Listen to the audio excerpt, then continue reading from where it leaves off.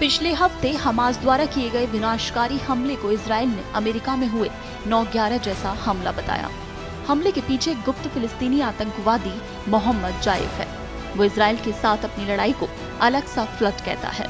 शनिवार को हमास द्वारा गाजा पट्टी से हजारों रॉकेट दागे जाने के दौरान प्रसारित एक ऑडियो टेप में अल-अक्सा फ्लड फ्रेज को इजराइल के मोस्ट वांटेड शख्स द्वारा इस्तेमाल करना ये संकेत देता है कि ये हमला यरूशलेम की अल-अक्सा मस्जिद पर इजरायली कार्रवाई का बदला था। सूत्रों के मुताबिक गाजा में हमास के करीबी सूत्र के अनुसार मई 2021 में इस्लाम के तीसरे सबसे पवित्र स्थल पर अरब और मुस्लिम दुनिया को नाराज करने वाली इजराइल की इस कार्रवाई के बाद जाइफ ने ऑपरेशन की योजना बनानी शुरू की थी, जिसमें इजराइल के 1000 से ज्यादा लोगों की मौत हुई। सूत्रों के मुताबिक इजराइल द्वारा रमजान के दौरान अल-अक्सा मस्जिद पर हमला करने, नमाजियों को पीटने, उन पर हमला करने, बुजुर्गों और युवाओं को मस्जिद से बाहर खींचने के दृश्यों और फुटेज से इसकी शुरुआत हुई। इन सब ने गुस्से को भड़काया।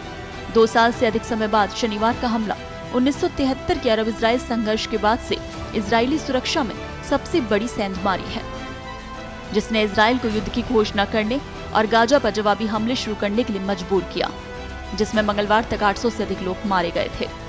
हमास के करीबी सूत्र ने कहा कि हमले की तैयारी का फैसला गाजा में हमास के नेता यहिया सिनवार के साथ हमास के अल कसम ब्रिगेड की कमान संभालने वाले जाइफ ने संयुक्त रूप से लिया था, लेकिन ये स्पष्ट है कि इसका मास्टरमाइंड जाइफ ही था।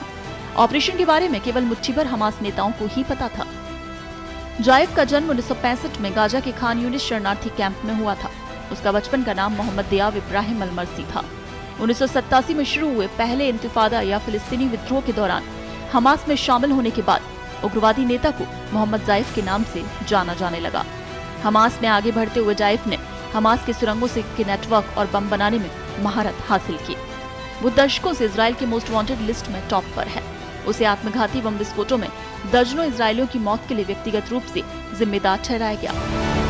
हमास की सशस्त्र शाखा चलाते हुए उसके जीवित रहने से उसे फिलिस्तीनी लोकनायक का दर्जा मिला है। वहीं हमास के करीबी सूत्रों ने बताया है कि वीडियो में वो नकाबपोश होता है या फिर सिर्फ उसकी परछाई ही नजर आती है।